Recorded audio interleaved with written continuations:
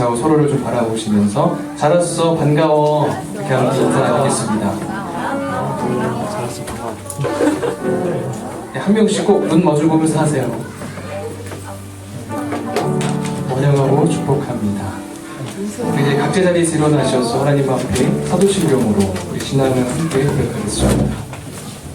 전능하사 천지를 만드신 하나님 아버지를 내가 믿사오며 그 외아들 우리 주 예수 그리스도를 믿사오니 이는 성령으로 잉태하사 동정녀 마리아에게 나시고 본디오 빌라도에게 고난을 받으사 십자가에 못 박혀 죽으시고 장사한 지 사흘 만에 죽은 자 가운데서 다시 살아나시며 하늘에 오르사 전능하신 하나님 우편에 앉아 계시다가 저희로서 산자와 죽은 자를 심판하러 오시리라.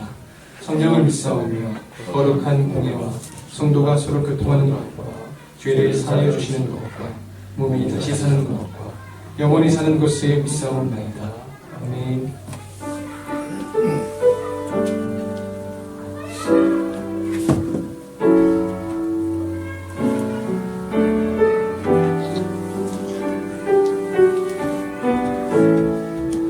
계절은 흐르고 꽃은 피고 저도 시들지 않은 생명이 있네. 바랄 수 없었던 죄인 나에게 생명의 주님 자신을 주셨네.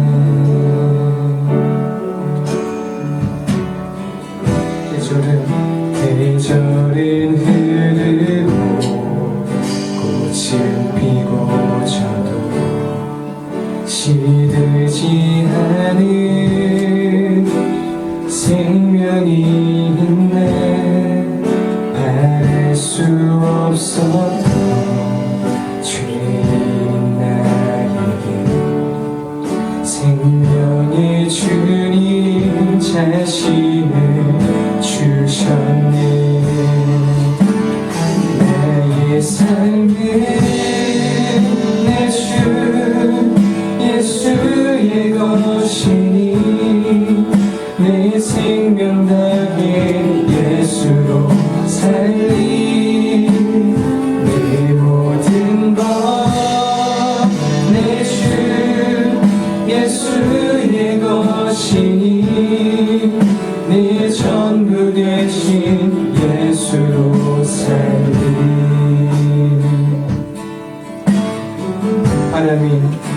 바람이 스치듯 삶은 지나가도 꺼지지 않은 소망이 있네. 그 길을 떠나서 헤매는 자들이 주를 찾도록 나 살기 원하네. 나의 삶은 내 주 예수의 것이니 내 생명 다해 예수로 살리.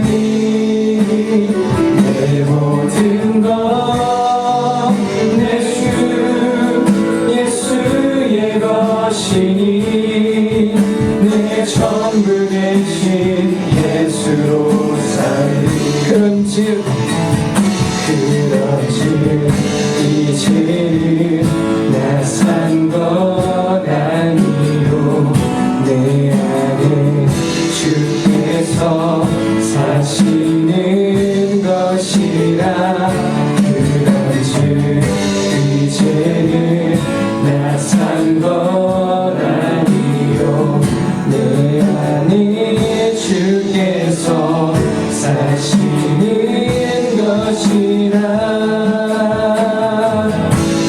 나의 삶은 내 주 예수의 것이니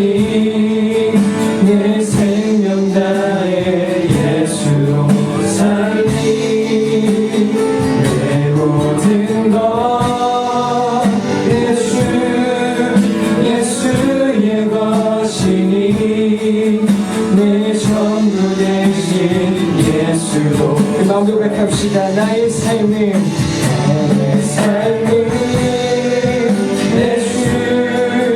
예수의 것이니 내 생명 나의 예수로 살리 내 모든 것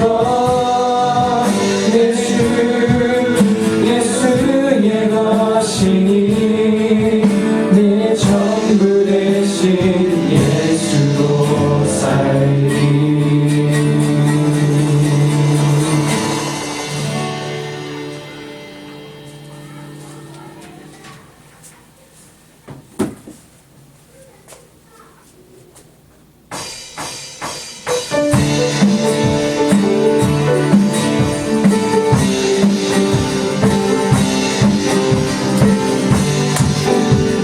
왕되신 주께 감사하세. 그 사랑 영원하리라. 모든 것 위에 뛰어나신 주 그 사랑 영원하리라. 찬양 능력의 손과 되신 발로 그 사랑 영원하리라. 거듭난 영혼들을 위하여 그 사랑 영원하리라. 찬양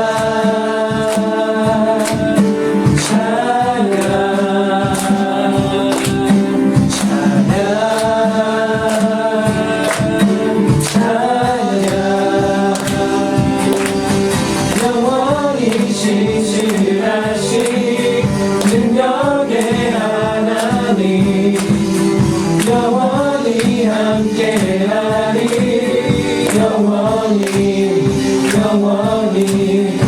영원히 신실하신 능력의 하나님 영원히 함께하리. 영원히 애들은 내 손 지는 데까지 그 사랑 영원하리라. 주대로 우리 걸어가리. 그 사랑 영원하리라. 찬양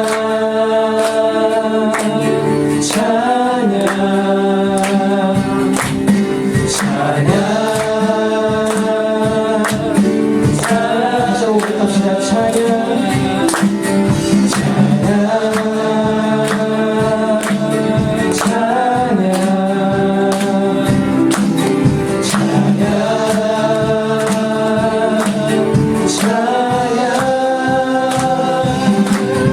영원히 신실하신 능력의 하나님 영원히 함께하리. 영원히 신실하신 능력의 하나님 영원히 함께하리.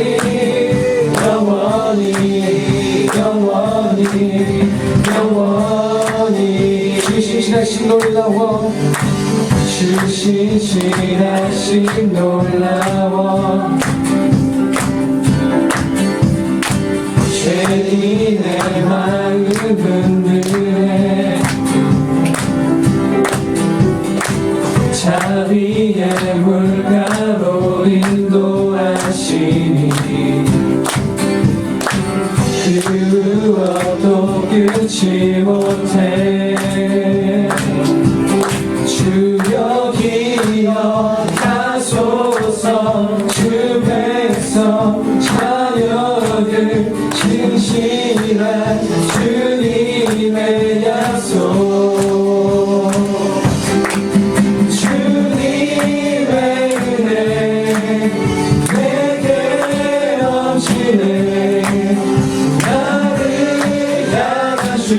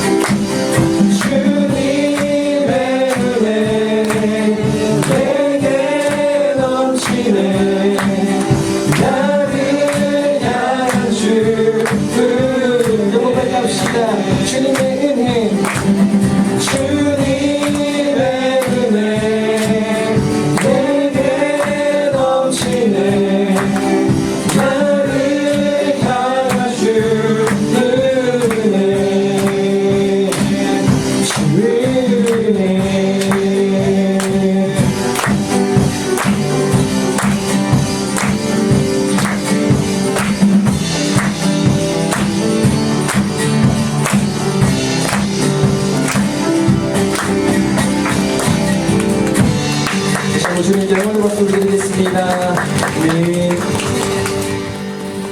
우리 자리에 앉아서 사용하겠습니다.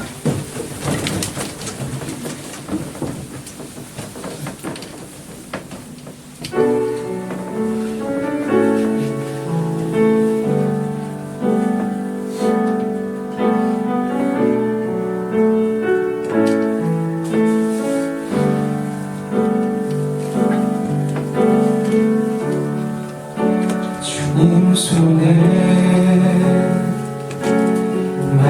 맡겨드리리 나의 삶 주님께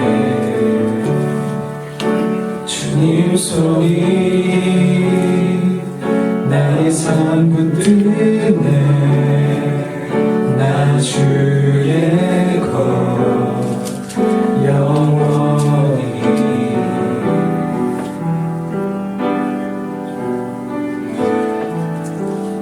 내가 믿는 분 예수 내가 속한 분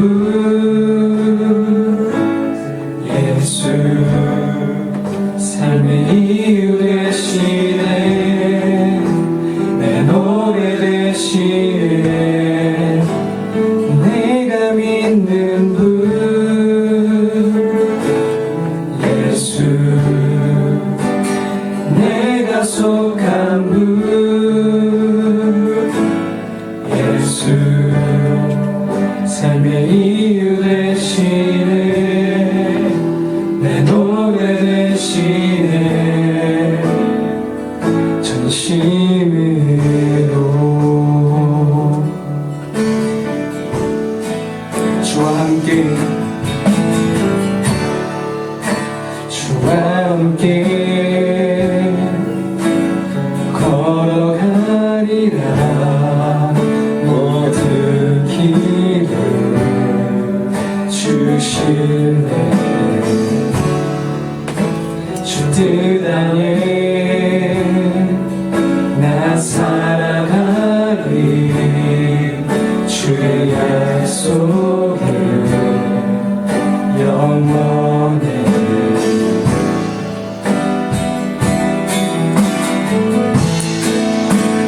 내가 믿는 분 예수 내가 속한 분 예수 삶의 이유 되시네 내 노래 되시네 내가 믿는 분 예수 내가 속한 분 예수 삶의 이유 되시네 내 노래 되시네 전심으로 경배하리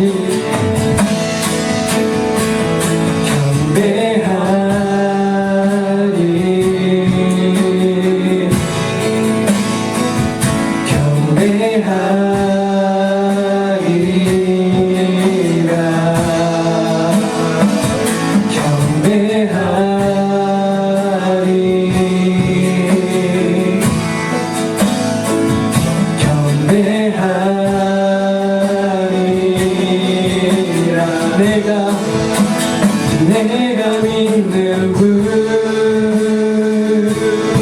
예수 내가 속한 분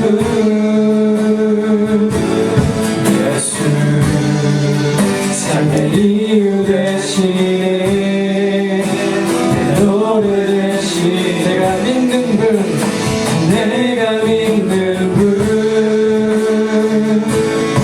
예수 내가 속한 분 예수 삶의 이유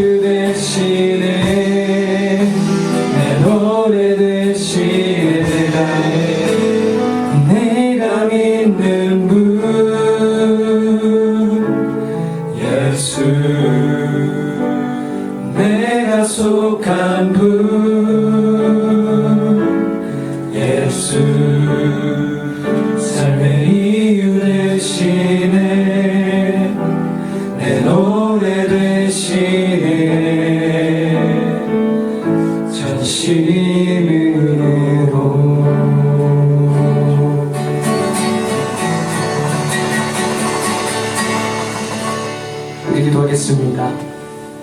유일한 참된 진리이신 우리가 주님만을 믿고 따르며 우리 모두가 그 주님께 속한 자임을 기억하며 우리 전심으로 주님을 사랑하고 이 세상 가운데 그 사랑을 실천하며 나아간 우리 모두가 될 수 있도록 제가 합심하여 기도하겠습니다.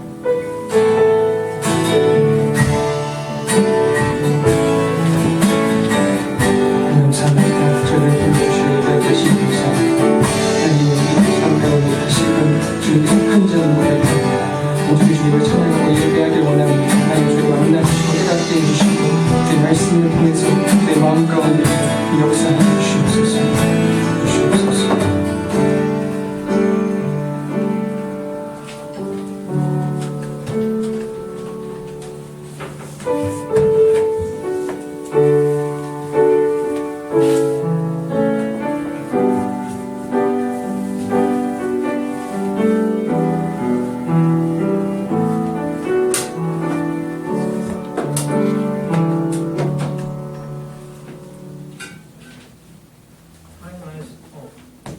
사랑이 많으신 하나님 아버지, 거룩한 주일에 중고등부 예배에 모이게 하심에 하나님 감사드립니다.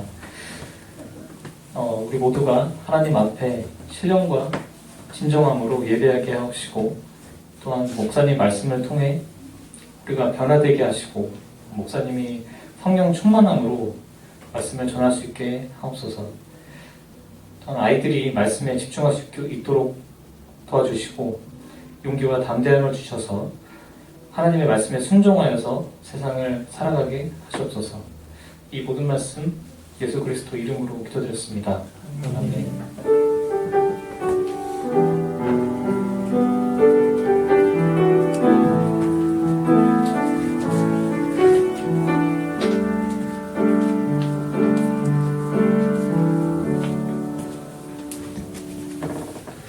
네, 이 시간 저희가 함께 보실 말씀은 사도행전 7장 17절부터 22절까지의 말씀입니다. 신약성경 사도행전 7장 17절부터 22절까지의 말씀입니다.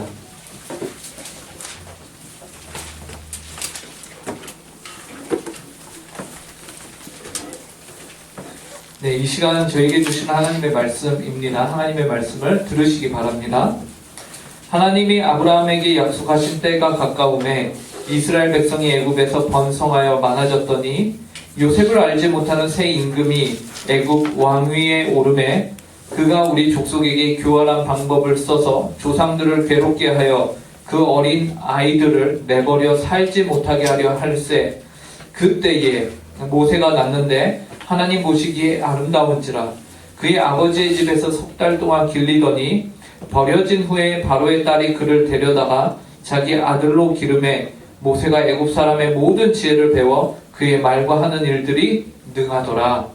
네. 여러분, 역사란 무엇인가? 역사는 무엇이라고 생각하십니까? 이 질문은 말 그대로 역사란 무엇인가에 대한 질문이면서 동시에 굉장히 유명한 책의 제목이기도 합니다. 영국에서요 유명한 정치가이며 또한 역사학자였던 E.H. 카, 다들 잘 아시죠? 이 사람이 쓴 책의 이름이 제목이 바로 역사란 무엇인가입니다.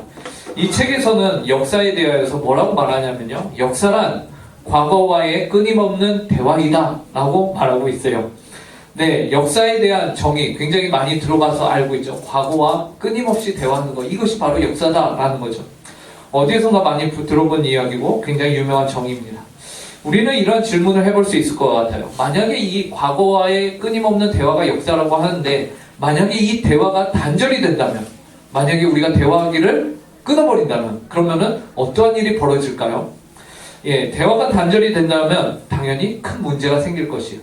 여러분, 우리와 우리 사회 친구들 사이에서도, 우리 응곡교회 중고등부 안에서도요, 서로 대화를 안 한다라고 하면요, 어떤 일이 벌어질까요? 제가 장담컨대 오해가 생길 것입니다. 왜 쟤는 날 저런 눈빛으로 쳐다보지? 왜 목사님은 저렇게 생긴 거지? 표정이 왜 저따구야? 라는 우리 안에 오해가 생길 것이에요. 그런데 목사님은 여러분을 어떻게 바라봤을까요? 사랑하는 눈빛으로 여러분들 바라봤을 거예요. 그런데 여러분들 어떻게 느꼈을까요? 느끼해. 혹시 부담스러워. 이렇게 느꼈을 거란 말이죠. 대화가 없기 때문에 대화가 없기 때문에 이러한 오해들이 생기고 사건과 사고가 발달이 됩니다. 이와 같이 만약 우리가 역사를 모른다면, 즉 과거와의 끊임없는 대화를 우리가 끊어버린다면, 단절이 된다면요, 우리의 삶 속에서도, 우리의 사회에서도요, 굳이 피해갈 수 있었던 그러한 일들을, 그런 어려움들을 우리가 굳이 만나게 되는 그런 어려움들을 겪게 될 것입니다. 그래서 이런 말이 있죠. 역사를 잊은 민족에게 미래란 없다. 한때 모 방송국에서는 이제 독립운동가셨던 단지 신채호 선생님이 이 말을 만드셨다라고 방송이 나왔었는데, 그건 아니고 영국의 수상이었던 윈스턴 처칠이 바로 한 이야기입니다. 이만큼 무엇을 강조하고 있냐? 역사란 중요하다라는 것을 말해주고 있어요. 이것은 교회를 다니는 사람이나 교회 밖의 사람이나 모두가 동의하는 내용이에요.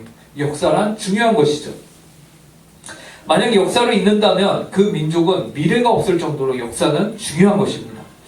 그런데요, 오늘 본문을 보면요, 이처럼 중요한 역사를, 즉 과거와의 대화를 포기한 한 사람이 등장을 해요. 그 사람은 누구일까요? 바로 왕이었습니다. 정말이야. 예, 이집트 애굽에서는요, 그 왕의 지위에 있는 사람을 바로라는 직함을 붙여서 왕이라고 부르죠. 그런데 이 바로 왕이요, 과거와의 대화를 차단했던 사람이었어요. 오늘 우리가 읽은 본문 18절을 보시기 바랍니다. 성경 18절, 사도행전 7장 18절에서 이렇게 말합니다. 함께 읽겠습니다. 시작. 요셉을 알지 못하는 새 임금이 애굽 왕위에 오르매. 성경에서 뭐라고 하죠? 요셉을 알지 못하는 임금이 새로 왕위에 올랐다라고 말하고 있죠. 여러분, 왕의 자리에 앉기 위해서는, 왕이 되기 위해서는 반드시 거쳐야 하는 과정이 있습니다. 그것이 무엇일까요? 그 나라의 역사를 반드시 알고 있어야 돼요. 어린 나이 때부터 그 나라의 역사를 반드시 배우고 완전하게 습득을 해야만 왕이 될 수 있어요. 그런데 오늘 본문에서는 특이하게 이 바로 왕이 누구를 모른다고 합니까? 요셉을 모른다고 해요. 그런데 요셉을 모를래야 모를 수가 없어요. 요셉은 그런 인물이에요. 애굽에서. 왜 그래요? 요셉을 통해서 애굽이라는 나라는요, 7년의 아주 극심한 흉년을 지나서 오히려 강대국이 될 수 있었습니다. 만약에 요셉이 없었다면요, 애굽도 그 7년의 흉년 가운데서 무너졌을 거예요. 그 나라가 무너졌을 것입니다. 그렇기 때문에 이집트의 역사 가운데서 요셉이라는 인물은요, 어떠한 인물이냐? 구원자와 같은 인물이에요. 그 나라를 먹여 살린 인물이 바로 요셉이에요. 그런데 그 요셉을 모른다? 이거는 왕으로서 자격이 없으면 자질이 없는 것이죠. 어떻게 이러한 사람이 왕이 되었는가? 고로 여기에서 말하고 있는 요셉을 알지 못한다. 이것은 그냥 내가 못 배워서 몰라, 이 수준이 아닌 거예요. 여기에서 모른다는 것은 무엇을 의미하냐면 요셉과 이 왕이 친분이나 관련을 갖고 있지 않다. 내가 요셉을 중요한 인물로 여기지 않는다. 요셉은 나의 안중에 없는 인물이다 라고 보는 것입니다. 자신의 국가의 역사 가운데서 요셉을 지워나가는 그러한 일을 하는 인물이기도 하는 것이에요. 왜 어떠한 정권이 그 다음 정권을 이렇게 정권을 갖게 되면 이 정권에 대한 그런 흔적들을 지운다고 하잖아요. 그리고 역사는 언제나 승자의 역사다라고 우리가 부르잖아요. 왜요? 패장병들은 항상 그 역사 가운데서 지워지기 때문이죠. 이와 같이 이 왕은요, 요셉을 진짜로 지식적으로 모르는 것이 아니라 거부하고 있는 것입니다. 그 이유가 무엇일까요? 그는 왜 요셉의 역사를 거부한 것일까요? 왜 세월이 오래 되지도 않았는데 바로는 요셉의 역사를 모른다라고 말했던 것일까요? 그 이유는 요셉의 역사는 바로 하나님의 역사였기 때문에 그렇습니다. 아니, 하나님의 역사인데 그걸 굳이 지울 이유가 있는가? 여러분, 세상의 역사는요, 언제나 하나님의 역사를 인정하기를 원치 않습니다. 이것은 여러분이 학교에서도 경험하는 바예요. 여러분은 학교에서 진화론을 배웁니까? 창조론을 배웁니까? 아니면 둘 다 배우십니까? 네. 무엇을 배우시죠? 아마 대다수가 창조론을 배우지는 못할 거예요. 네. 우리는 많이들 진화론을 배우죠. 왜죠? 진화론은 과학적이고 창조론은 전혀 과학적이지 않다라는 이유를 들지만 우리가 수련회에서 봤던 것과 같이 진화론조차도 과학에 근거한 이론이 아니에요. 왜 그렇죠? 진화론의 시작은 무엇으로부터 시작하죠? 우연이라는 과학적이지 않은 가정으로부터 시작하기 때문에 그것을 과학이라고, 과학자들 사이에서는 그것을 과학이라고 부르지 않아요. 그렇기 때문에 진화 법칙이 되지 못하고 여전히 진화론에 머물러 있는 이유가 무엇입니까? 이것은 과학으로서 인정을 받지 못했고 단지 어떠한 이론에 불과한 것이죠. 창조론은요, 창조론도 동일하게 론입니다. 그렇기 때문에 진화론이나 창조론이냐, 그 누구도 세상이 시작되는 그 시점에 있었던 증인들이 없기 때문에 그 누구도 확답을 하지 못해요.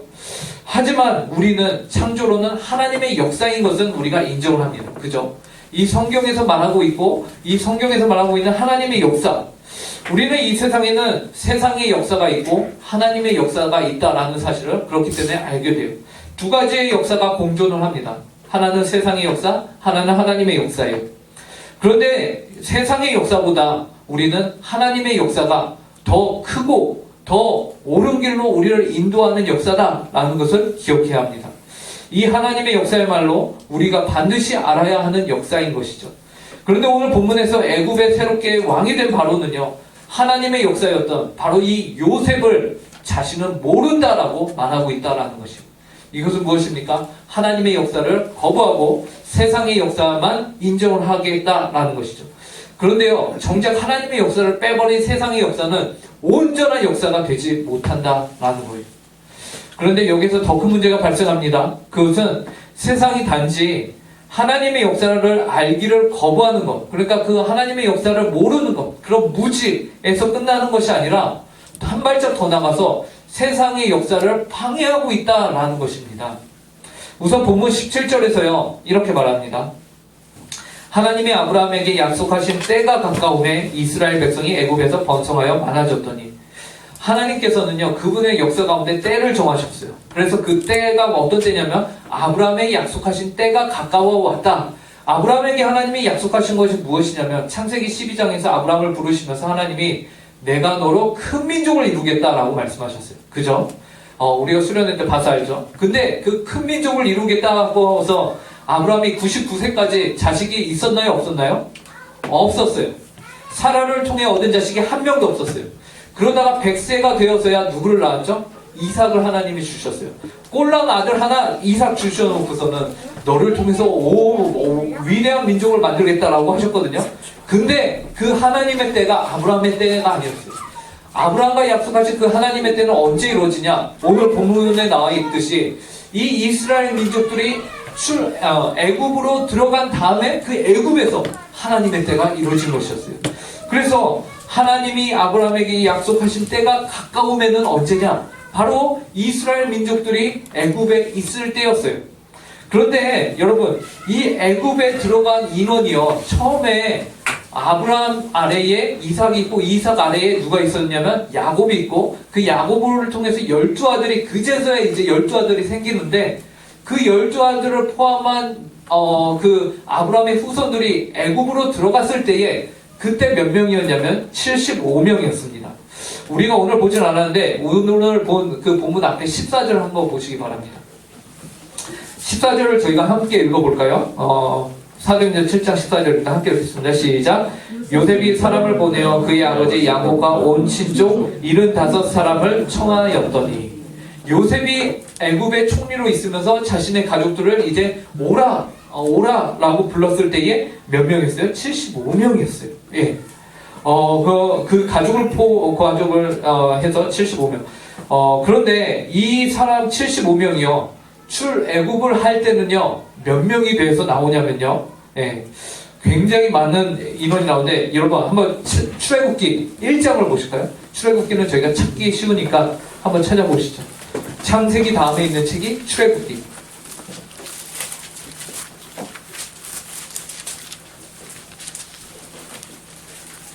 예, 출애굽기 1장에서요. 1절부터 5절까지는 예, 그 아들들의 이름이 12아들이거든요. 12아들들의 이름이 나오고요. 그 다음에 6절, 7절을 저희가 함께 읽어보겠습니다. 6절, 7절 함께 읽겠습니다. 시작. 이스라엘 자손은 요셉과 그의 모든 형제와 그 시대의 사람은 다 죽었고 이스라엘 자손은 생육하고 불어나 번성하고 매우 강하여 온 땅에 가득하게 되었더라. 들어올 때는 75명이었는데요. 이제 이 땅에서 사람들이 몇 명으로 불어났는지 온 땅에 가득할 정도로 그 75명이 불어난 거예요. 그래서 결국에 뭐라고 합니까? 그 땅에 생육하고 불어나 매우 강하여졌다라고 하고요. 온 땅이 가득하게 됐다라고 말해요. 그래서 너무너무 강해져서요. 어떤 일이 벌어지냐면 그 다음 9절 10절을 볼게요. 그가 그 백성에게 이르되 여기서 그는 요셉을 알지 못하는 왕이에요. 그 왕이 백성에게 이르되 여기서 백성이 이스라엘 백성이 아니고 어느 백성일까요? 이집트, 애굽의 백성들이 애굽의 백성들을 향해서 이르되 이 백성 이스라엘 자손이 우리보다 많고 강하도다. 이제는요 애굽에 있던 백성들보다 이 이스라엘 민족들이 더 많아지고 더 강해진 거예요. 그러니까 10절에서 이렇게 말하죠. 자, 우리가 그들에게 대하여 지혜롭게 하자. 두렵건대 그들이 더 많게 되면 전쟁이 일어날 때에 우리 대적과 합하여 우리와 싸우고 이 땅에서 나갈까 하노라 하고 라고 말하고 있습니다. 이제는요 이들이 두려워하기 시작한 것입니다. 누구를요? 이스라엘 백성들을 두려워한 것이요. 와, 얘네들이 언제 우리 뒤통수를 칠지 몰라. 미리미리 우리가 손을 써놔야 할 것 같아 라고 왕이 말하고 있는 것이죠. 이 정도로 이스라엘 백성들이 큰 민족을 이룰 것이다 라는 아브라함의 약속이요 이제 애굽에서 성취가 된 것입니다. 우리는 분명히 애굽에서 아브라함에게 하나님이 약속하신 때가 이와 같이 이루어졌음을 보게 되는 것이에요. 75명의 사람들이 굉장히 많아졌습니다. 그리고 출애굽기 12장 37절에 가면요 정확하게는 아니겠다. 어느 정도 추산을 해서 이제 이 백성들이 어느 정도길래 이렇게 땅이 충만했다라고 말하느냐라고 나와 있는데요. 출애굽기 12장 37절에서요 이렇게 말해요. 이스라엘 자손이 람셋을 떠나서 숫곳에 이르니 유아 외에 보행하는 장정이 60만 가량이요. 여러분 60만 상상이 되십니까?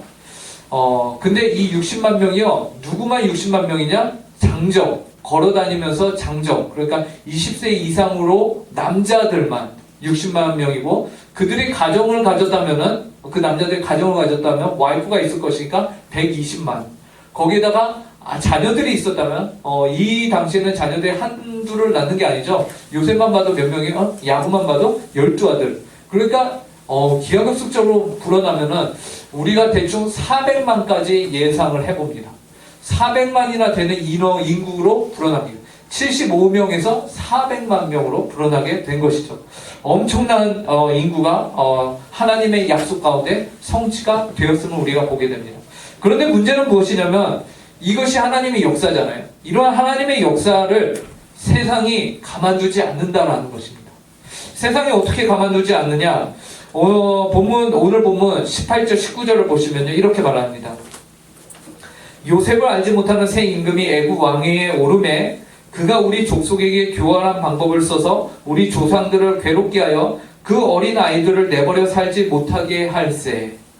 너무나도 인구가 많아지니까 이 애굽 왕과 이집트 사람들이 꾀를 내서 저들을 괴롭혀야겠다라고 말합니다. 인구가 많아지는 것은 하나님의 역사였는데 그 인구가 많아지는 것을 가만두지 못하고 그들을 괴롭히는 것은 세상의 역사인 것입니다. 하나님의 역사를 세상의 역사는 가만두지 않는 것입니다. 왜 그럴까요? 하나님의 역사가 더욱더 강성하면 강성하여질수록 이루어지고 성취가 되면 될수록 세상은요 그 가운데서요 무엇을 느끼냐면 두려움을 느낍니다. 그 가운데서요 세상은 긴장감을 느끼게 되는 거예요. 뭔지는 모르겠는데 쟤네들이 잘 되는 게 뭔가 불안한데 나에게 피해가 올 것 같은데 라는 마음을 갖게 되는 것입니다. 그래서요 세상이 그 역사를 막기 시작하죠. 처음에는 어떻게 막느냐? 야, 저들을 힘들게 해야겠다. 야, 쟤네들 노역을 더 많은 일을 저들에게 줘서 힘들게 해서 저들을 괴롭히자라고 말해요. 그래서 힘든 일을 했는데 그걸로 안 돼요. 그 다음에 어떤 일을 행합니까?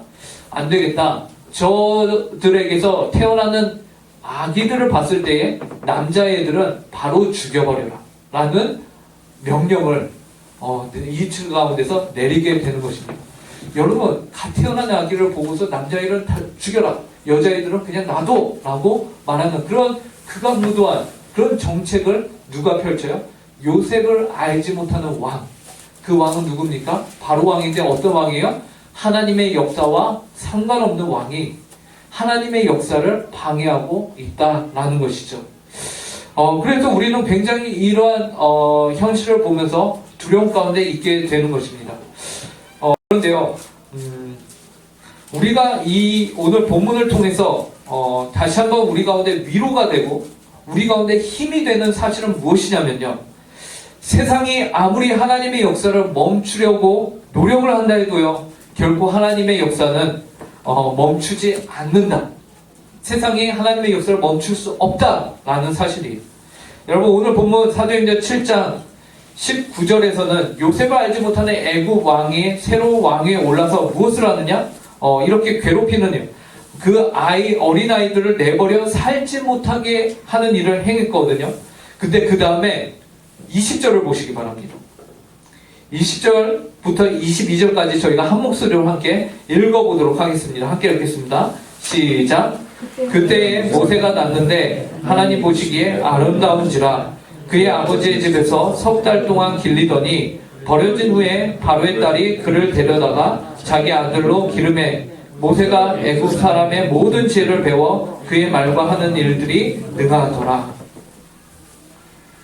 하나님께서는 세상이 위협하는 그 때에, 세상이 하나님의 역사를 위협하는 그 때에, 여기 보니까 20절에 뭐라고요? 그 때에, 정확한 그 때에 하나님이 누구를 이 세상에 태어나게 하세요? 모세라는 이스라엘의 지도자를 태어나게 하십니다. 심지어 남자아이들은 다 죽여라 라고 했는데 이 부모가 이 아이를 보는데 너무 이쁜 거예요. 그래서 죽일 수가 없어요. 석 달 동안 숨깁니다. 숨기다가 더 이상 숨길 수가 없어서 이 아이를 어디에다가 놔주냐면 나일 강가에다가 이렇게 역청 바구니에 넣어서 흘려보내는 거예요. 그런데 신기한 것은 그 아이 모세를 누가 발견하죠?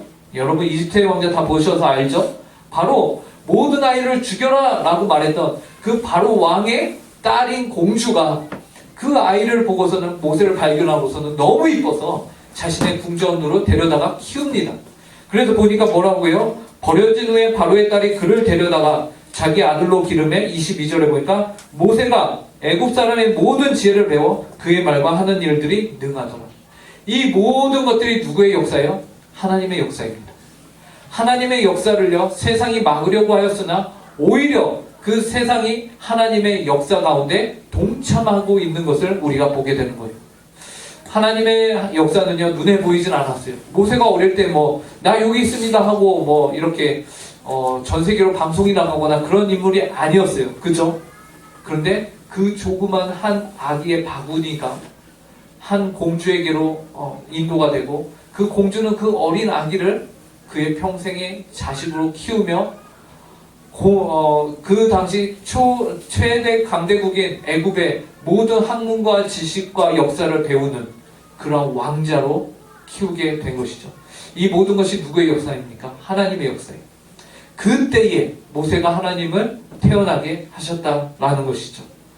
이것이 하나님 나라의 역사인 것이, 그리하여 이스라엘을 미래에 애굽으로부터 출애굽시킬 그런 위대한 지도자로서의 자질을 이때부터 키우게 된 것이죠. 그러므로 우리는 무엇을 보게 됩니까? 하나님의 역사는 그 누구도 감히 거스르지 못한다라는 사실을 보게 됩니다. 그러면서 또 한 가지 중요한 사실이 있는데요. 이것은 우리 한 사람 한 사람이 바로 이 하나님의 큰 역사 가운데 있다라는 것입니다. 여러분, 여러분들이 인생 가운데서 가끔 헤맬 때가 있습니다. 그때는 언제냐면 뭐하고 살지? 앞으로 나는 어떤 사람이 되지? 아무리 생각해도 하고 싶은 것도 없고 되고 싶은 것도 없는 그런 때가 있죠. 그런 때가 있습니다. 내가 왜 뭐를 남들은 다 뭔가 분명한 게 있는 것 같은데 나는 그런 게 없거든요. 근데 없어도 잘 살거든요. 물론 이제 공부나 그런 거 하는데 동기부여는 좀 안 되죠.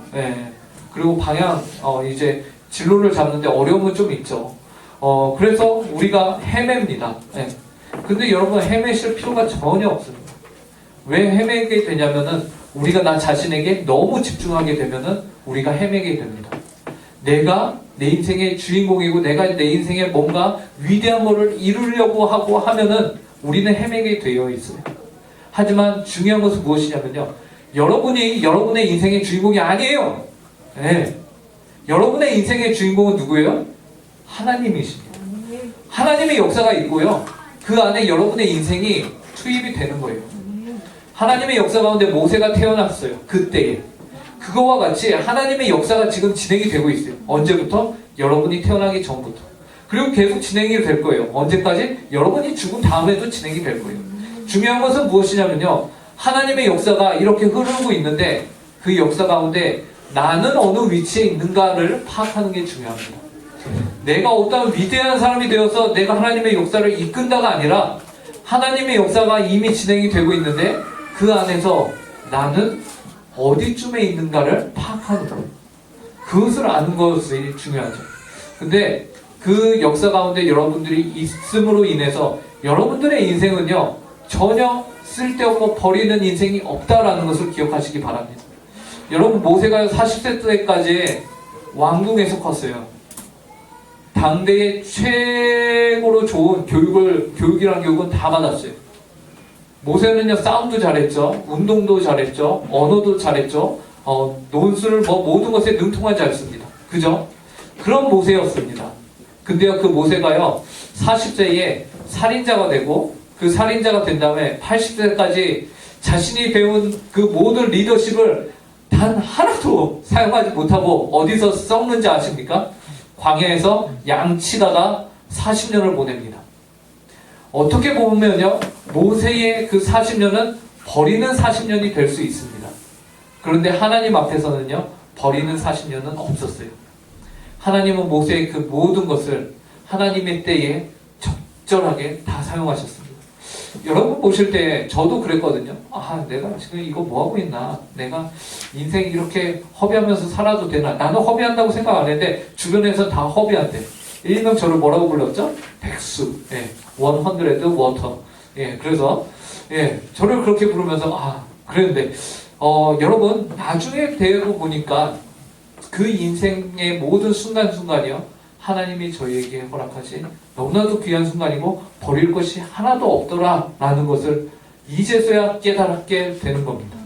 모세도요 80세까지 아마 몰랐을 거예요. 양치면서 내가 뭐하러 바로의 왕궁에서 그 좋은 교육을 받았을까. 또 모세는 또 80세에 이렇게 부름을 받으면서 혹은 그 이후에 광야에서 리더십을 발휘하면서 아마 그랬을 거예요. 내가 왜 하나님은 나를 좀 더 일찍 불러주지 않으셨을까? 왜 굳이 광야에 양치는 40년을 나에게 허락하셨을까? 이렇게 생각했을 수도 있을 것입니다. 하지만 중요한 것은 여러분의 삶이 하나님의 역사 가운데 포함이 되어 있으며 그리고 여러분의 인생은 그 한순간도 버릴 것이 없는 인생이다라는 것이. 그렇기 때문에 여러분 지금 최선을 다하시기 바랍니다. 지금 오늘 여러분에게 주어진 그 위치와 그 자리 가운데서요 최선을 다하세요. 아쉬움이 남지 않도록 최선을 다하시기 바랍니다. 여러분을 하나님이 지금 학생으로 부르셨나요? 그 학생의 자리에서 최선을 다하시기 바랍니다. 모세도요 어쩔 때는 학생이었을 거예요. 어떨 때는 총지휘관이었을 거예요. 어떨 때는 양치는 목동이었을 거예요. 그러나 그 한순간도 모세는 허투루 보내지 않았어요. 여러분들도 하나님의 큰 역사를 바라보시고 나는 지금 이 하나님의 큰 역사 가운데서 어디쯤에 있나를 여러분 기억하시고 그 안에서 최선을 다하시는 오늘 하루도 최선을 다하는 여러분들이 되기를 간절히 바랍니다. 함께 기도하겠습니다.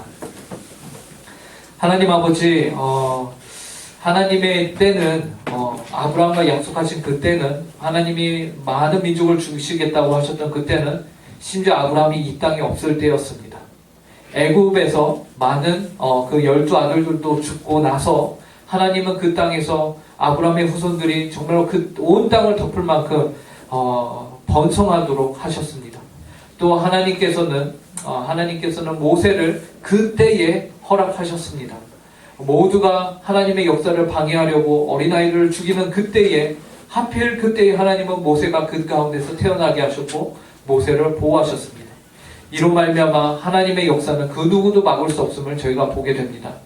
하나님의 역사가 지금 오늘 이날까지도 계속해서 진행이 되고 있습니다. 하나님 아버지, 이 주님의 크신 역사 가운데서 우리 한 사람 한 사람을 불러주셨습니다. 은주고 우리 귀한 친구들 한 명 한 명을 주님께서 이 자리로 불러주셨고, 하나님이 어떤 분이신가를 매 주일 예배를 통해서, 설교를 통해서 알려주십니다. 그리고 하나님, 저희가 매일매일 성경을 읽음으로 인해서 하나님의 역사가 어떻게 진행이 되어가고 있는가도, 어떻게 진행이 되었었는지도 저희가 배웁니다. 하나님 아버지, 이 모든 일들 가운데 저희에게 하나님 아버지의 마음을 허락하여 주시고, 하나님의 뜻을 더 깊이 바르게 밝히 알아갈 수 있는 은혜를 허락하여 주시옵소서. 그래서 저희가 하나님을 인정하게 하여 주시고, 하나님을 저희의 왕으로서, 저희의 주인으로서, 저희의 유일한 하나님으로 고백할 수 있게 하여 주시옵소서. 감사하며 이 모든 말씀 예수님의 이름으로 기도합니다. 예, 준비하신 헌금 하나님께 드리는 시간을 갖도록 하겠습니다.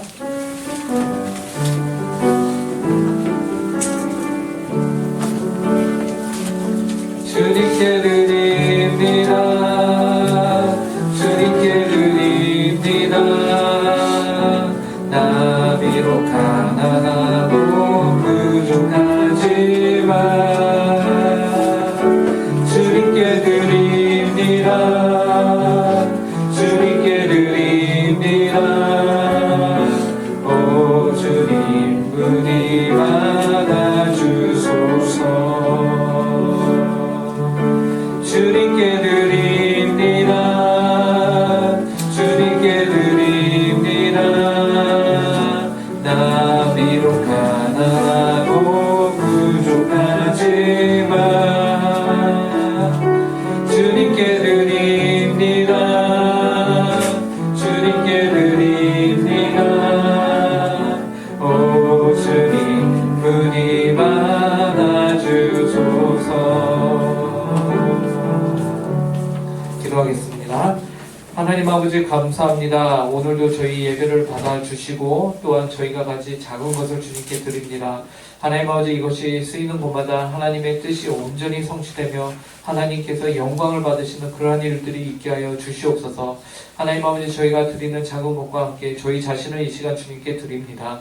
하나님 아버지, 저희의 꿈, 저희의 힘, 저희의 몸, 저희의 모든 것을 주님께서 받아주시옵소서. 그래서 하나님이 원하시는 대로 사용하여 주시옵소서.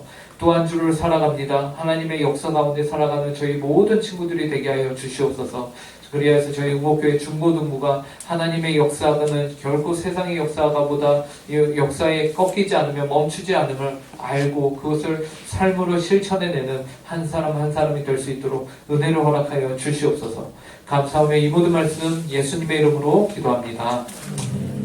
이제는 우리 주 예수 그리스도의 은혜와 극진하신 하나님 아버지의 사랑과 성령 하나님의 교통 충만 위로하심이 오늘 하나님의 역사 가운데서 살아가기로 마음 가운데 다짐하는 모든 주님의 자녀들 위해, 그 가정 위에, 주님의 몸된 교회 위에 이제로부터 영원토록 함께하길 간절히 축원하옵나이다. 아멘.